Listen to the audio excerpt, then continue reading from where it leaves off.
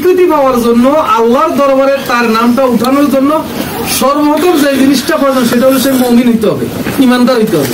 রাজুলুল মুমিন জাহিদাল ঈমান, ওই লোকটা যদি মুমিন হয় তাহলে পরে যায় সে শহীদ। তাহলে যদি সেই ইসলামী আন্দোলনের কাজ করতে গিয়ে মারা যায় সেই কি শহীদ। এখন আমাদের দেশে তো শহীদ অনেকের নামে আছে, শহীদ সূর্য সেন হল আছে না, এরকম আছে না, সেও কি শহীদ? হাদিসের ভাষা হলো রাজুলুল মুমিন, ওই লোকটা মুমিন হইতে হবে, জাহিদাল ঈমান, তার মধ্যে ঈমান থাকতে হবে। আর আল্লাহ বলতেছেন এই কাজটা করতে হলে দুইটা পুঁজির দরকার।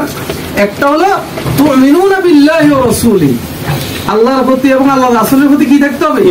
ঈমান থাকতে হবে। এটা প্রথম শর্ত, এটা করা হবে না। আর দ্বিতীয় যে কথাটা বলছেন সেটা হলো ওয়াতুজাহিদুনা ফি সাবিলিল্লাহ, আল্লাহর রাস্তায় সে কি করবে? সংগ্রাম করবে, জিহাদ করবে, লড়বে। এই লড়তে গিয়ে তাকে দুইটা জিনিস লাগবে সেখানে, বিআমওয়ালিকুম ওয়া আনফুসিকুম। এখানে প্রথম কি বলছে? বিআমওয়ালিকুম, কি বলছে?